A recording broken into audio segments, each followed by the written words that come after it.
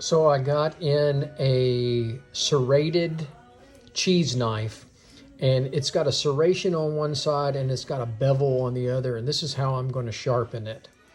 I'm going to highlight the bevel.